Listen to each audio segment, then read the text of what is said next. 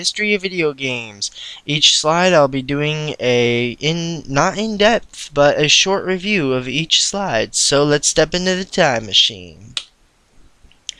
In 1958, we have Tennis for Two created on old radar equipment. And this game never caught on, sadly.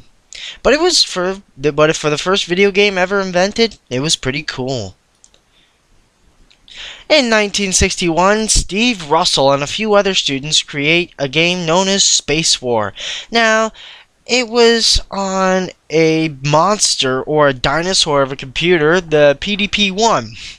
And no one would ever think to create something like that at the time. In 1971, Nolan Bushnell creates the first arcade game or coin-operated video game called Computer Space. The complexity of the controls means that it never was released commercially, but it was released locally.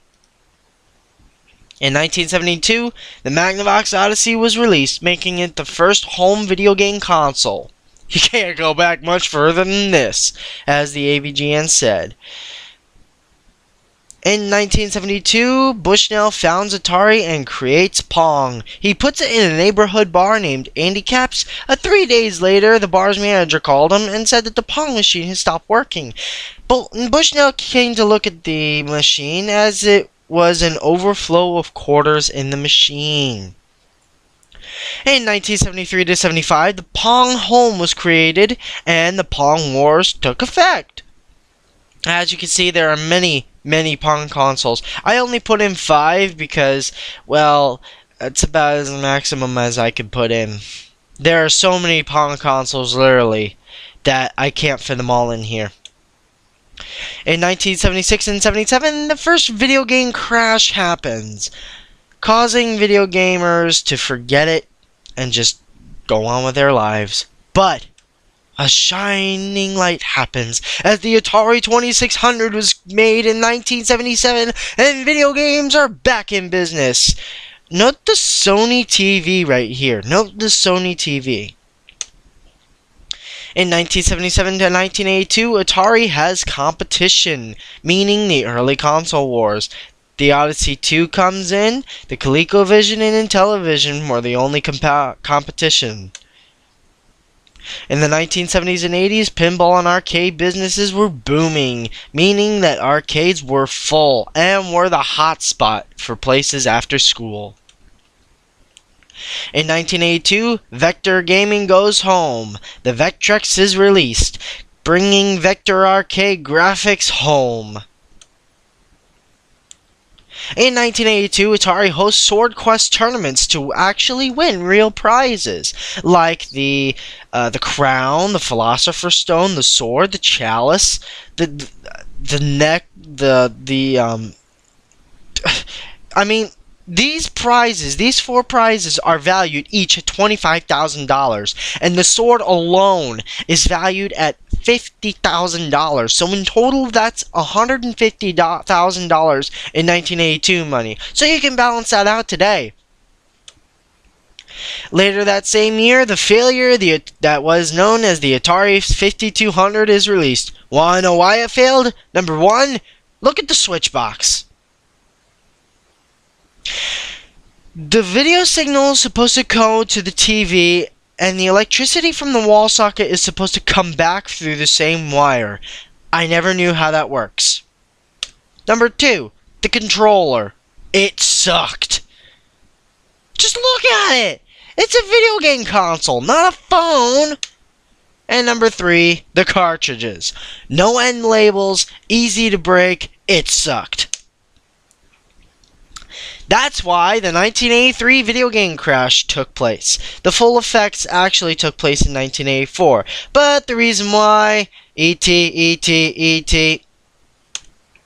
But hope happened is in 1985 the Nintendo Famicom was released in Japan, also known as the NES released in the US, and gaming is more popular than ever. In 1986, Sega Master System was created, the first Sega system, and they actually tried to compete with Nintendo. Good job. Good job, Sega, but you failed. Later that same year, Atari goes pro, meaning they're back in the home console market. The Atari 7800 Pro system was released. Note that the middle picture is the PAL version. In 1989, the Sega Genesis was released, and through that, the Bit Wars began. Oh yeah, the Bit Wars. What were bits? Well, bits is a substitute for graphics. That's what they are, really. Later that same year, portable gaming was revolutionized, and the Game Boy was released. The first portable gaming system ever. In 1991, the Super Nintendo was released, and Nintendo fights back. The only flaw that I find in the Super Nintendo is that it looks kiddie, due to its purple and white concept. It turns yellow over time. I don't know why. Maybe because of age. In 1992, Sega Genesis fights back with the Sega CD and the 32X. 3 words. Worst add-ons ever. Up next, we have Atari's last breath in 1993. The Atari Jaguar released, and it sucked. Sorry, Atari. 1994, Sega's next to final attempt to win. The Sega Saturn released. People say that it's bad, but others say that it's really great. I don't know why people say it's a bad system. I mean, sure, it's the ultimate Sega CD.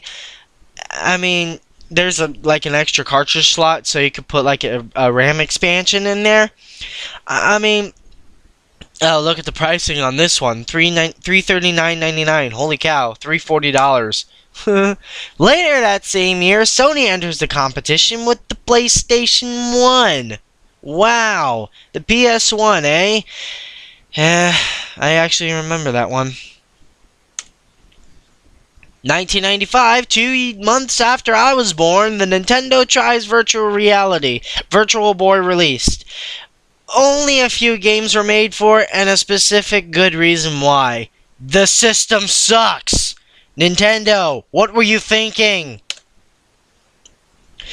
But they fixed the problem in 1996 with the Nintendo 64. I actually have the system from its original release, and it still works, to be honest with you. It still works. It's awesome. I actually like it. In 1998, Nintendo upgrades their Game Boy to the Game Boy Color. Oh yes, 8-bit finally goes color instead of that green and sepia tone, whatever it is.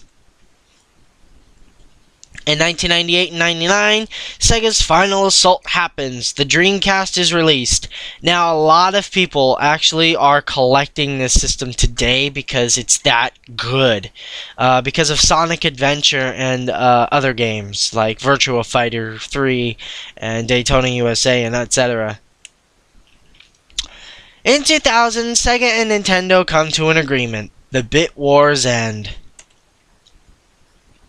But in 2000, later on in November, the PlayStation makes an upgrade. The PlayStation 2 is released. And I had the heavy PS2, but it broke. In 2001, a fresh face appears. The Microsoft Xbox released. Now the Xbox, holy cow, sales rose. Which means, later that same year, the Game Boy goes 16-bit. Why does portable gaming always go 8 to 16 bits? I don't understand that. But the Game Boy Advance was released. Months later, Nintendo goes to disc, finally. The GameCube is released, finally. But, I wouldn't blame GameCube, but the GameCube was so small that the discs had to be small, so, yeah. But in 2002, the console wars took full effect. They died off when the Xbox 360 and the PS3 and the Wii came in. In 2004, the PlayStation goes portable. The PSP is released. I don't own one, and I don't care for it.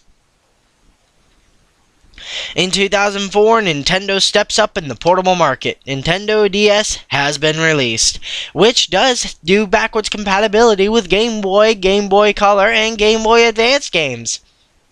It just looked terrible. It looked terrible, but it was actually very good in sales. In 2005, Microsoft finally makes the impact with the Xbox 360. I have one and I'm looking to sell it in 2014. In 2006, Nintendo and Sony make upgrades as well. The Wii and the PS3 are released, meaning the previous gen console wars are dead now. Which means 2006 to 2012, the current gen console wars to effect. And the battle is technically still going with the Wii U, and it'll die off when the PS4 and Xbox 720 are released. In 2009, Nintendo updates the DS, and the Nintendo DSi was released. Now, the reason why I'm not doing the DS Lite or DSi XL or 3DS XL is because I'm not doing, an extension. Oh, in 2010, the Xbox 360 finally makes an upgrade, and they released that awful sensor, the Kinect. I'm sorry, but it sucks. Not the new Xbox, but the Kinect. In 2011, Nintendo goes 3D. The Nintendo 3DS is finally released. I actually own one, and it's really awesome. I actually like it. It's fun. In 2012, the Wii U is released, making the Wii and DS combined. Now, why do you say DS combination? Look at the controller. And frickin' Skype is annoying me. Today, the wars continue on, and gaming is grossed out at $10.5 billion, that's with the B, a year. Isn't that awesome? Well, that's all the time we have for today. Thank you guys for watching. This is CJ All Day 1130 signing out. I hope you like this history of video games and this history lesson too.